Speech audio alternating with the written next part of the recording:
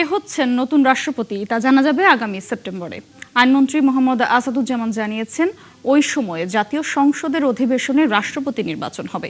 ওই নির্বাচনের জন্য বিশেষ অধিবেশন ডাকার প্রয়োজন নেই বলেও জানান তিনি। গোপন ভোটে রাষ্ট্রপতি নির্বাচিত করেন সংসদ সদস্যরা। মামুন হোসেনের প্রতিবেদন। শুক্রবার বিকেলে রাষ্ট্রপতির পদ থেকে পদত্যাগ করেন মোহাম্মদ শাহাবুদ্দিন। এরপর থেকে সংবিধান অনুযায়ী রাষ্ট্রপতি হিসাবে দায়িত্ব পালন করছেন স্পিকার হাফিজ উদ্দিন আহমদ। তবে নির্বাচিত রাষ্ট্রপতি কবে পাওয়া যাবে তা নিয়ে চলছে আলোচনা। রাষ্ট্রপতিকে এখানে প্রোটেকশন দেওয়া আছে। সংবিধান অনুযায়ী মেয়াদ শেষ হলে কিংবা পদত্যাগ করলে 90 দিনের মধ্যে নতুন রাষ্ট্রপতি নির্বাচন করতে হয়। এক অনুষ্ঠান শেষে আইনমন্ত্রীও বললেন সেই বিধানের কথা। সংবিধানের 123(2) অনুচ্ছেদ অনুসারে 90 দিনের মধ্যে রাষ্ট্রপতির পদত্যাগের 90 দিনের মধ্যে নতুন রাষ্ট্রপতি নির্বাচন করতে হবে। তিনি আরও জানান, রাষ্ট্রপতি নির্বাচন নিয়ে আগামী সংসদ অধিবেশন পর্যন্ত অপেক্ষা করতে হবে। গতকাল 24শে জুলাই ছিল। 24শে জুলাই, আগস্ট, সেপ্টেম্বর, অক্টোবর, 24শে অক্টোবর পর্যন্ত আমাদের হাতে সময় আছে। সুতরাং বিশেষ অধিবেশন ডাকার মতো কোনো পরিস্থিতি এখন তৈরি হয়নি। এদিকে মানবাধিকার লঙ্ঘন ও ভুক্তভোগীদের ন্যায় বিচার পাওয়ার সুযোগ শীর্ষক পরামর্শ সভায় আইনমন্ত্রী আরও জানান, আগামী মন্ত্রিসভার বৈঠকেই জাতীয় মানবাধিকার কমিশন আইন এবং গুম কমিশন প্রতিকার আইন অনুমোদনের জন্য উপস্থাপন করা হবে। আমরা গুম প্রতিকার ও প্রতিরোধ সংক্রান্ত আইন এটাকে নেইনি, এটাকে বলেছে, এটার ক্ষেত্রে আমরা পাবলিক স্টেটমেন্ট করেছি। আন্তর্জাতিক অপরাধ ট্রাইব্যুনালের চিফ প্রসিকিউটর আমিনুল ইসলাম জানিয়েছেন, আগামী সোমবার থেকে শাপলা চত্বরে সংগঠিত হত্যাকাণ্ডের বিচার কার্যক্রম আনুষ্ঠানিকভাবে শুরু হবে। শাপলা চত্বর হত্যা মামলায় আমাকে নিয়োগ দেওয়ার পর আমি সবচেয়ে বেশি গুরুত্বের সাথে যে মামলাটির ইনভেস্টিগেশন এবং আমি বিচারের জন্য সবচেয়ে বেশি কাজ করেছি, সেটা হচ্ছে শাপলা চত্বর হত্যাকাণ্ড। মামুন হোসাইন, ৭১, ঢাকা। বিএনপির সর্বোচ্চ নীতি নির্ধারণী ফোরাম স্থায়ী কমিটির বৈঠকে সিদ্ধান্ত নেওয়া হবে কে হবেন রাষ্ট্রপতি, জানিয়েছেন দলটির মহাসচিব ও স্থানীয় সরকার মন্ত্রী মির্জা ফখরুল ইসলাম আলমগীর। শনিবার বগুড়া পল্লী উন্নয়ন একাডেমির এক অনুষ্ঠান শেষে সাংবাদিকদের প্রশ্নের জবাবে তিনি কথা বলেন। বিএনপি সভা করবে, মিটিং করবে, স্ট্যান্ডিং কমিটি মিটিং হবে। সংবিধান অনুযায়ী যে সমস্ত নিয়ম আছে সেগুলো মেনে দল যা সিদ্ধান্ত নেবে সেটাই হবে চূড়ান্ত। এদিকে বিএনপির সিনিয়র যুগ্ম মহাসচিব রুহুল কবির রিজভীও জানিয়েছেন, পরবর্তী রাষ্ট্রপতির বিষয়ে দলীয় ফোরামেই সিদ্ধান্ত হবে। সকালে রাজধানীর শেরেবাংলা নগর জিয়া উদ্যানে রাষ্ট্রায়ত্ত 12টি প্রতিষ্ঠানের নতুন নিযুক্ত চেয়ারম্যানদের নিয়ে জিয়া দম্পতির সমাধিতে শ্রদ্ধা জানিয়ে তিনি কথা বলেন। এ সময় সাংবাদিকদের রিজভী বলেন, সদ্য পদত্যাগ করা রাষ্ট্রপতির বিচার চেয়ে বিভিন্ন রাজনৈতিক দলের দাবির বিষয়েও দল সিদ্ধান্ত নেবে। নতুন নিয়োগপ্রাপ্ত চেয়ারম্যান সততা ও নিষ্ঠার সাথে দায়িত্ব পালন করবে বলেও তার আশা। প্রধানমন্ত্রীর এই রাজনৈতিক উপদেষ্টা বলেন, ফ্যাসিস্ট বিরোধী আন্দোলনে অবদান রাখা সকল ব্যক্তিকে মূল্যায়ন করবে বিএনপি। যারা এরই মধ্যে দায়িত্ব পেয়েছেন তারা যেন ভবিষ্যতে অন্যায়ের কাছে মাথা নত না করেন সেই আহ্বান জানান রুহুল কবির রিজভী।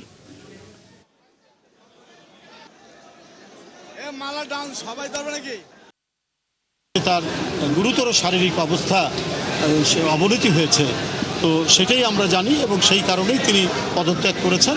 আমরা এইটুক পর্যন্ত ধরে নিতে পারি। রাষ্ট্রপতির ব্যাপারে কি সিদ্ধান্ত হবে এটা দল সিদ্ধান্ত যখন নেবে তখন নেবে, কি নেবে সেটা দল জানে। উচ্চতর নীতি নির্ধারণী ফোরাম আছে, নির্বাহী কমিটি আছে, সেটা দলের বিষয়। আমি ব্যক্তি মানুষ হিসেবে, দলের সিনিয়র যুগ্ম মহাসচিব হিসেবে শুধু ওইদিকেই বলি যে তিনি পদত্যাগ করেছেন, তার শারীরিক অবস্থার অবনতি হয়। রাষ্ট্রপতি থাকার আগে ও পরের অপরাধের বিচার করা যাবে সাবেক রাষ্ট্রপতি মোহাম্মদ শাহাবুদ্দিনের, এমন অভিমত আইনজীবীদের। এদিকে রাষ্ট্রপতি থাকা অবস্থাতেই 2025 সালে মোহাম্মদ শাহাবুদ্দিনের বিরুদ্ধে মামলার তথ্য পাওয়া গেছে। আইনমন্ত্রী জানান, কারা কি উদ্দেশ্যে মামলাটি করেছে তা খতিয়ে দেখা হবে। মাইনুল মারুফ জানাচ্ছেন বিস্তারিত। দায়িত্ব পাওয়ার পর থেকেই আলোচিত ও সমালোচিত ছিলেন সাবেক রাষ্ট্রপতি মোহাম্মদ শাহাবুদ্দিন। স্বৈরাচারী আমলে তার নিয়োগ নিয়ে অসন্তোষ ছিল কার্যক্রম নিষিদ্ধ আওয়ামী লীগের মধ্যে। এমনকি দুদকে কর্মরত থাকাকালীন এবং এরপরে মোহাম্মদ শাহাবুদ্দিনের ভূমিকা নিয়ে সমালোচনা ছিল সব মহলেই। অবৈধভাবে ক্ষমতা প্রয়োগ আর দুর্নীতির অভিযোগে তার বিচারের দাবি জানিয়ে আসছেন অনেকেই। যদিও সংবিধান বলছে দায়িত্বে থাকাকালীন অবস্থায় দায়মুক্তি পান রাষ্ট্রপতি। তবে এর আগে ও পরের বিষয়ে কি ঘটে? সুপ্রিম কোর্টের এই আইনজীবী জানান, ক্ষমতা থেকে চলে যাওয়ার পর কোনো রাষ্ট্রপতির বিচারের নজির আছে বাংলাদেশে। যে কোনো রাষ্ট্রপতি উনি রাষ্ট্রপতি পদ থেকে পদত্যাগ কিংবা অপসারিত হওয়ার পরে উনি রাষ্ট্রপতি হওয়ার আগে যদি কোনো ফৌজদারি অপরাধ করে থাকেন বা ফৌজদারি অপরাধের সাথে সংশ্লিষ্ট থাকেন, তাহলে রাষ্ট্রপতি পদ থেকে উনি পদত্যাগ করার পরে কিংবা অপসারিত হওয়ার পরে তাকে সেই সমস্ত অপরাধের জন্য গ্রেফতার করতে, তাকে আইনের মুখোমুখি করতে, তদন্ত করতে কিংবা সাজা দিতে কোনো বাধা আইনে নাই। সংবিধান শুধুমাত্র রাষ্ট্রপতি পদে আসীন থাকা অবস্থায় তাকে গ্রেফতার করা যাবে না সেই রক্ষা কবচটি ওনার জন্য ছিল, যেটা রাষ্ট্রপতি পদ থেকে উনি ছেড়ে দেওয়ার পরে সেই রক্ষা কবচ আর ওনার জন্য থাকবে না। দুর্নীতি দমন কমিশন থেকে অবসরের পর 2017 থেকে 2023 সাল পর্যন্ত ইসলামী ব্যাংকের পরিচালক ছিলেন রাষ্ট্রপতি মোহাম্মদ শাহাবুদ্দিন। এই সময় ব্যাংকটি থেকে লাখ লাখ কোটি টাকা লুটপাটের অভিযোগ রয়েছে। হাইকোর্টের রিটে এ তদন্ত করেছে আর্থিক গোয়েন্দা সংস্থা BFIU, যেখানে নাম আছে মোহাম্মদ শাহাবুদ্দিনের। এছাড়াও ঢাকার জজ কোর্টে ইসলামী ব্যাংক কর্তৃপক্ষ 2025 সালে মামলা করে মোহাম্মদ শাহাবুদ্দিনের বিরুদ্ধে। তখন তিনি রাষ্ট্রপতি। এক অনুষ্ঠানে আইনমন্ত্রী জানান, এ ধরনের বিষয় কেন ঘটল তা খতিয়ে দেখা হবে। এইটা যারা করেছেন কি উদ্দেশ্যে করেছেন, তাদের উদ্দেশ্য কি, সৎ উদ্দেশ্য না অসৎ উদ্দেশ্য, এগুলো দেখি, যাতে রাষ্ট্রপতি প্রোটেক্ট। তার রাষ্ট্রপতি দায়িত্ব নেওয়ার আগে যে অভিযোগগুলো আছে সেটা দেখা আমরা যাচাই বাছাই করে দেখব, সময় হলে দেখব। শুক্রবার অসুস্থতার কারণ দেখিয়ে পদত্যাগ করেন রাষ্ট্রপতি মোহাম্মদ শাহাবুদ্দিন। মাইনুল মারুফ, 71, ঢাকা। স্বনির্ভর, সমৃদ্ধ ও প্রযুক্তি নির্ভর দেশ করতে চায় সরকার। সেই লক্ষ্যে সেমিকন্ডাক্টর খাতকে জাতীয় অগ্রাধিকার হিসেবে বিবেচনা করার কথা জানালেন প্রধানমন্ত্রী তারেক রহমান। রাজধানীর নব থিয়েটারে 2 দিনের সম্মেলনের উদ্বোধনী অনুষ্ঠানে তিনি বলেন, পোশাক শিল্পের পরে সেমিকন্ডাক্টর শিল্পই হতে পারে বাংলাদেশের জন্য নতুন সম্ভাবনাময় অর্থনৈতিক গন্তব্য। এই লক্ষ্য বাস্তবায়নে সবাইকে সমন্বিতভাবে কাজ করার আহ্বান জানান সরকার প্রধান। শফিকুল হকের প্রতিবেদন। সেমিকন্ডাক্টর শিল্পের উন্নয়ন, বৈশ্বিক প্রযুক্তি নেতৃত্ব, প্রযুক্তি খাতে প্রবাসী বাংলাদেশিদের সম্পৃক্ততা এবং উন্নত উৎপাদন ব্যবস্থাকে সামনে রেখে শুরু হলো ন্যাশনাল সেমিকন্ডাক্টর সিম্পোজিয়াম এবং biotechnology, electronics, AI and robotics summit 2026। রাজধানীর তেজগাঁওয়ে নভ থিয়েটারে 2 দিনব্যাপী এই সম্মেলনের আয়োজক বিজ্ঞান ও প্রযুক্তি মন্ত্রণালয় এবং বাংলাদেশ সেমিকন্ডাক্টর ইন্ডাস্ট্রি অ্যাসোসিয়েশন ও সিলিকন রিভার। এই 2 দিনের সামিট থেকে নতুন নতুন অংশীদারিত্ব, গবেষণা উদ্যোগ, বিনিয়োগের সুযোগ এবং উদ্ভাবনী চিন্তার জন্ম হবে ইনশাআল্লাহ। আমি এই সামিটের শুভ উদ্বোধন ঘোষণা করছি। সম্মেলনের উদ্বোধনী বক্তব্যে এ খাত নিয়ে অপার সম্ভাবনার কথা তুলে ধরেন প্রধানমন্ত্রী তারেক রহমান। ভবিষ্যৎ প্রজন্মের সামনে একটি মেধাভিত্তিক বাংলাদেশের অপার সম্ভাবনার বার্তাও পৌঁছে দেন তিনি। সুতরাং এই মার্কেটে প্রবেশ করার জন্য বাংলাদেশের সামনে একটা অপার সম্ভাবনা এবং সুযোগ বিদ্যমান। আমি দৃঢ়ভাবে আশা করি 2030 সালের মধ্যে সেমিকন্ডাক্টর শিল্প থেকে রফতানি আয়ের যে লক্ষ্যমাত্রা নির্ধারণ করা হয়েছে, ইনশাআল্লাহ বাংলাদেশ সেটা পূরণ করতে সক্ষম হবে। সরকার প্রধান জানান, সেমিকন্ডাক্টর শুধু একটি শিল্পই নয়, এটি আধুনিক সভ্যতার ভিত্তি। এই মার্কেটে প্রবেশ করার জন্য বাংলাদেশের সামনে যে অপার সুযোগ ও সম্ভাবনা রয়েছে, সেটি কাজে লাগাতে সরকারের অবস্থান জানান প্রধানমন্ত্রী। সেমিকন্ডাক্টর খাতকে সরকার একটি জাতীয় অগ্রাধিকার ভিত্তিক খাত হিসাবে আমরা বিবেচনা করছি বর্তমান সরকার।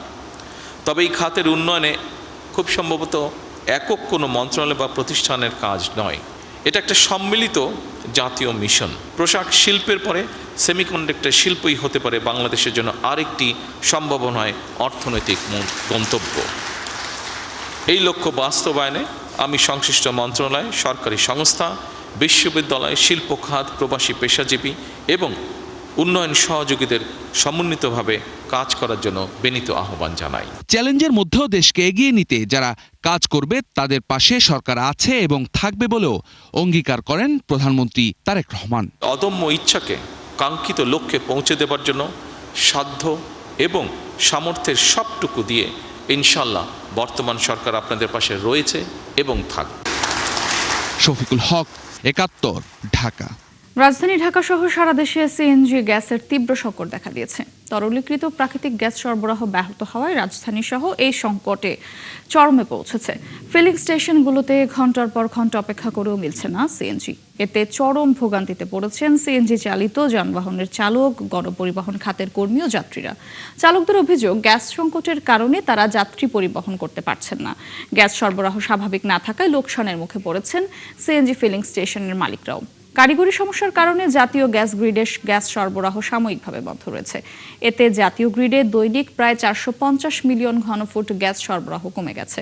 ফলে দেশের বিভিন্ন অঞ্চলের শিল্প কারখানা, বিদ্যুৎ কেন্দ্র, সিএনজি স্টেশন সহ বিভিন্ন শ্রেণীর গ্রাহক এই গ্যাস সংকটে পড়েছেন। গ্যাসের সরবরাহ কমে যাওয়ায় ভোগান্তিতে পড়েছেন আবাসিক গ্রাহকরাও। গ্যাসের সিরিয়ালে আসছিলাম 2 ঘন্টা ধরে, পাম্পের ভিতরে ঢুকছি 2 ঘন্টা পরে। ঢোকার সাথে সাথে নজর লাগাবে, এর ভিতরেই মেশিন বন্ধ হয়ে গেছে। আর আজকে 9টা থেকে এই পাম্পে অবস্থান করতেছি, কোনো গ্যাস পাচ্ছি না। জিজ্ঞেস করতেছি গ্যাস কখন আসবে, ওনারা বলতেছে যে 4টা 5টা হইতে পারে এবং নাও হতে পারে। পাম্প কর্তৃপক্ষ বলতেছে যে লাইনে গ্যাস নাই। আজকে আমরা 3-4 দিন যাবত এই অবস্থায় আছি, কোনো পাম্পই গ্যাস নাই। ঢাকার শহরে কোনো পাম্পে আমরা গ্যাস পাইতেছি না। আমরা 1 ঘন্টা 1.5 ঘন্টা চালে আসার পরে দেখি যে আবার গ্যাস শেষ হয়ে যায়।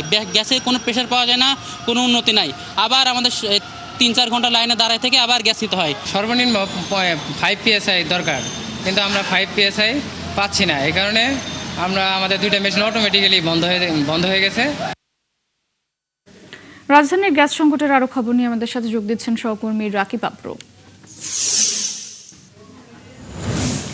আপ্রো, বেড়াবালার সাথে সাথে সিএনজি ফিলিং স্টেশনের পরিস্থিতি কেমন দেখছেন? যেহেতু আজ সাপ্তাহিক ছুটির একটি দিন, ভিড় কি কিছুটা কম চোখে পড়ছে কিনা? এছাড়া সার্বিক পরিস্থিতি নিয়ে কি বলছেন পাম্প মালিকরা, জানাবেন।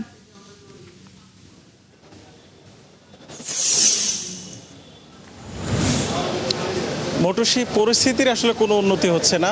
বেলা যত বাড়ছে মানুষের ভোগান্তি তত বাড়ছে। যারা সকালে এসে সিএনজি স্টেশনে গ্যাসের জন্য অপেক্ষায় লাইনে দাঁড়িয়েছেন, এখনও তারা সেই লাইনেই অপেক্ষা করছেন। আমরা কিছুক্ষণ আগে নিকুঞ্জর একটি গ্যাস পাম্পে দেখেছি, সেখানে গ্যাসের প্রেশার না থাকার কারণে মেশিন চলছে না এবং গ্যাস দেওয়া যাচ্ছে না। এখন তেজগাঁওয়ের সাউদার্ন সিএনজি স্টেশনে আছি, এখানেও আসলে একই অবস্থা। সকাল থেকে তাদের মেশিন ঘুরছে না এবং গ্যাস সরবরাহ তারা করতে পারছে না। আমরা কর্তৃপক্ষের সাথে কথা বলেছি, তারা বলছেন যে তাদের স্বাভাবিকভাবে 10 থেকে 15 PSI গ্যাস সরবরাহ থাকার কথা, কিন্তু সেখানে এখন 2-3-এর মধ্যে আছে গ্যাসের প্রেশার। সেজন্য আসলে তাদের মেশিনগুলো চলছে না এবং গ্যাসও তারা সরবরাহ করতে পারছে না। আমরা পেছনে একটু কথা বলতে চাই, যারা ভোগান্তিতে আছেন তাদের সাথে একটু কথা বলতে চাই। আপনি তো মনে হয় সকাল থেকে এখানে গ্যাসের জন্য অপেক্ষা করছেন, একটু বলেন তো আসলে পরিস্থিতি কি দেখছেন? আমরা তো পাম্পে এসে জিজ্ঞেস করলাম গ্যাসের কী সমস্যা, ওনারা বলতে হচ্ছে লাইনের সমস্যা, লাইনে গ্যাস নেই। এখন ওনারা যদি বলতে লাইনে যদি গ্যাস না থাকে তাহলে তো পাম্প তো গ্যাস দিতে পারবে না। আচ্ছা, এই সমস্যাটা কি আপনি আজকেই ফেস করতেছেন নাকি গত কয়েকদিন ধরে? 2 সপ্তাহ, মানে 1 সপ্তাহ ধরে। আমরা তো এখানে মানে মান্থলিস করা, তো এই যে আসলে এই অবস্থা, গ্যাস পাই না আমাদের। আপনারাও কি গ্যাসের জন্য এসেছেন? জি, গ্যাসের জন্য। আচ্ছা, আপনি কি সমস্যা ফেস করছেন? ওই যে একই কথা, ওই যে গ্যাসের সমস্যা, ওই আপনার ঘন্টায় ঘন্টায় বই থাকা লাগে, গ্যাস পাওয়া যায় না। কি গাড়ি চালান আপনি? প্রাইভেট। জি। সবশেষ কয় টাকার গ্যাস পেয়েছেন? 230 টাকা। কবে? কালকে। গতকালকে 230 টাকার গ্যাস পেয়েছেন, কিন্তু আপনার কত টাকার গ্যাসের দরকার ছিল? আমার 650 টাকা ঢোকে আর কি ট্যাঙ্কিতে। মোটরশি আমরা আসলে এরকম অনেক ভুক্তভোগী গাড়ি চালকের সাথে কথা বলেছি, তারা বলছেন যে তাদের আসলে যেখানে 600 টাকার গ্যাস দরকার সেখানে তারা 200 টাকার বা 150 টাকার গ্যাস পাচ্ছেন। অর্থাৎ চাহিদার তুলনায় কিন্তু 3 ভাগের 1 ভাগ পাচ্ছেন বা কোনো ক্ষেত্রে 4 ভাগের 1 ভাগ পাচ্ছেন, এবং এই ক্ষেত্রে তাদের কিন্তু ভোগান্তিটা বেড়ে যাচ্ছে এবং অপচয়ও বেড়ে যাচ্ছে। অর্থাৎ জি, ধন্যবাদ আপনাকে আপ্রো। দর্শক, রাজধানীর গ্যাস সংকটের খবর জানাচ্ছিলেন সহকর্মী রাকিব আপ্রো। চলতি অর্থবছরে যুক্তরাষ্ট্র থেকে সরকারিভাবে 7 থেকে 8 লাখ টন গম কেনা হবে, যা আগের অর্থবছর থেকেও বেশি। এ তথ্য জানিয়েছেন খাদ্য অধিদপ্তরের মহাপরিচালক জসিমউদ্দিন খান। বলেন, দেশটির সাথে সম্পাদিত বাণিজ্য চুক্তির শর্ত থেকেই এমন সিদ্ধান্ত নেওয়া হবে, যদিও এতে বাড়তি সুবিধা মিলবে না দাম এবং মানের বিচারে। উল্লেখ্য, চুক্তির আগে গম আমদানির ক্ষেত্রে রাশিয়া, ইউক্রেন, ভারত সহ প্রায় সব দেশ থেকেই পিছিয়ে থাকত যুক্তরাষ্ট্র। মোহন ইসলামের রিপোর্ট। দেশে খাদ্যশস্যের মধ্যে চালের পরে অবস্থান গমের। একটা সময়ে অভ্যন্তরীণ উৎসে বিপুল উৎপাদন হলেও বর্তমানে তা নেমেছে একরকম তলানিতে। ফলে চাহিদার প্রায় ৯৫% এখন মেটাতে হয় আমদানি করে। সবশেষ অর্থ বছরে যার পরিমাণ ছিল ৬০ লাখ টনের আশেপাশে। আপনি নিশ্চয়ই অবহিত আছেন যে যুক্তরাষ্ট্রের গম তুলনামূলকভাবে অন্যান্য যে কোনো অঞ্চলের চাইতে তার কোয়ালিটি ভালো। আমরা গত অর্থ বছরে যে গম সরবরাহ পেয়েছি যুক্তরাষ্ট্র থেকে, তার কোয়ালিটি আমরা প্রত্যেকটাই স্যাম্পল 2বার টেস্ট করেছি, একবার চট্টগ্রাম বন্দরে এবং আর একবার মোংলা বন্দরে। তো উভয় টেস্টেই দেখেছি আমাদের যে মিনিমাম স্ট্যান্ডার্ড তার চাইতে এটা অনেক উপরে ছিল। সো আমরা হ্যাপি এই গমের কোয়ালিটি নিয়ে। বছরে ইউএসএ থেকে আমরা কেমন গম মানে কত পরিমাণ? Around 7 lakh ton. 7 lakh ton. একটা সময় পণ্যটি আমদানিতে প্রধান দুই উৎস ছিল রাশিয়া এবং ইউক্রেন, কিন্তু যুদ্ধ শুরুর পর আর্জেন্টিনা, ব্রাজিল এবং ভারতের উপর নির্ভরতা বাড়ায় বাংলাদেশ। তবে সেই হিসাব আরও খানিকটা উল্টে যাচ্ছে মার্কিন যুক্তরাষ্ট্রের সাথে হওয়া চুক্তির পর। কেননা গেল 1 বছরে সেখান থেকে আনা হয় 7.5 লাখ টন, যা এর আগেও ছিল সামান্য। আসলে আমাদের এই গম আমদানির টার্গেট মূলত সর্বোচ্চ 10 লাখ টন। এটা আমরা 7-8-এর মধ্যেই থাকি, এটা বাজেট বরাদ্দ সাপেক্ষে। তাহলে কি বলা যায় যে মানে সিংহভাগই আপনার এবার আমেরিকা থেকে আনবেন? সিংহভাগ আমেরিকার থেকে। এর বাইরে যদি অন্য কোনো সোর্সে ভালো পাওয়া যায় সেটাও আমরা আনবো। যেমন আমরা যেটা ওটিএম পদ্ধতিতে যেটা করেছি সেই সোর্সটি আসলে ইউএসএ না, সেটি Black Sea region. That means তারা হয় রাশিয়া, ইউক্রেন, তারপরে আপনার বুলগেরিয়া, তারপরে আর্জেন্টিনা, ব্রাজিল, এইসব সোর্স থেকে। খাদ্য অধিদপ্তর বলছে চুক্তি শর্ত পূরণ করতে চলতি অর্থ বছরেও দেশটি থেকে আমদানি করা হবে 7 থেকে 8 লাখ টন গম। যদিও এক্ষেত্রে সুবিধা পাওয়া যাবে না দাম কিংবা মানের ক্ষেত্রে। মহাপরিচালক বলেন এর বাইরে উন্মুক্ত দরপত্রের মাধ্যমেও কেনা হবে আরও কিছুটা। মূলত সরকারের বাইরে বেসরকারি খাতও বিপুল গম আমদানি করে বিভিন্ন দেশ থেকে। সবশেষ অর্থ বছরের 11 মাসে যাতে মোট ব্যয় হয়েছে 2 বিলিয়নের উপরে। এটা আমরা 7-8-এর মধ্যেই থাকি। মোহন ইসলাম, 71, ঢাকা। পরিবেশ বান্ধব এবং খরচ সাশ্রয়ী প্লাগ ইন হাইব্রিড গাড়ির ব্যবহার বাড়াতে চায় সরকার। এজন্য আমদানি পর্যায়ে কর ভারও কমিয়েছে। তবে সিসি বিন্যাস কর ভারের বিরোধিতা করছেন ব্যবসায়ীরা। তারা বলছেন এর ফলে মূলত একটি দেশের গাড়ির বাজারে পরিণত হবে বাংলাদেশ। এছাড়া প্লাগ ইন গাড়ি নিয়ে সরকারি নীতিতেও গলদ আছে, যার কারণে অর্থায়ন করছে না ব্যাংক। জাহিদুল ইসলামের প্রতিবেদন। পরিবেশ বান্ধব ও সাশ্রয়ী বৈদ্যুতিক গাড়ির চাহিদা বাড়ছে বিশ্বব্যাপী। বাংলাদেশে এর ব্যবহার বাড়াতে এবার বাজেটে কর ছাড় দিয়েছে সরকার।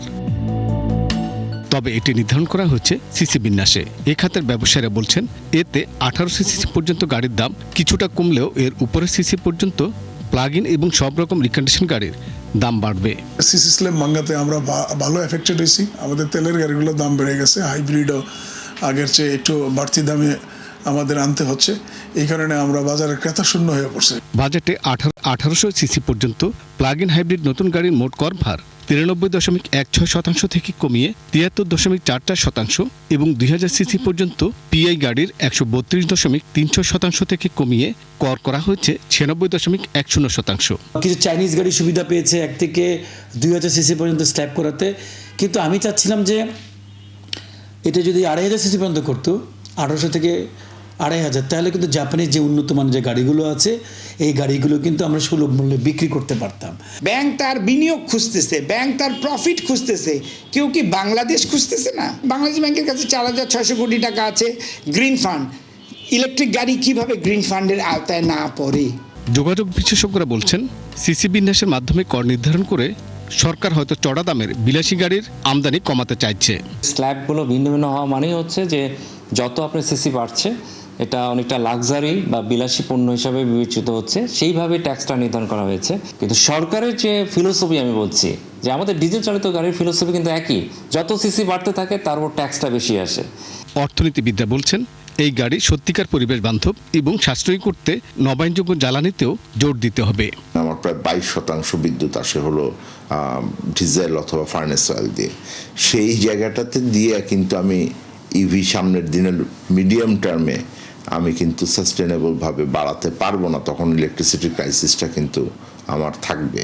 আমরা আরও বেশি যদি নবায়নযোগ্য জ্বালানি এবং লো কস্ট ফুয়েলের ভিতরে যাই, তখনই শুধুমাত্র যেই পরিকল্পনাটা থেকে আমরা এটাতে আগাচ্ছি সেইটা অনেক বেশি সাফল্য পাবে। এরই মধ্যে শিক্ষা প্রতিষ্ঠানের জন্য আমদানি করা প্লাগ ইন গাড়ি শুল্কমুক্ত ঘোষণা দেওয়ার পাশাপাশি রাজধানীতে 1400 বৈদ্যুতিক বাস চালানোর পরিকল্পনা নিয়েছে সরকার। জাহিদুল ইসলাম, 71, ঢাকা। দর্শক, চলছে সংবাদ সংযোগ। সরাসরি সংবাদ অনুষ্ঠান দেখতে চোখ রাখুন 71 ফেসবুক পেজ এবং সাবস্ক্রাইব করুন 71 ইউটিউব চ্যানেল। থাকুন 71 সাথে।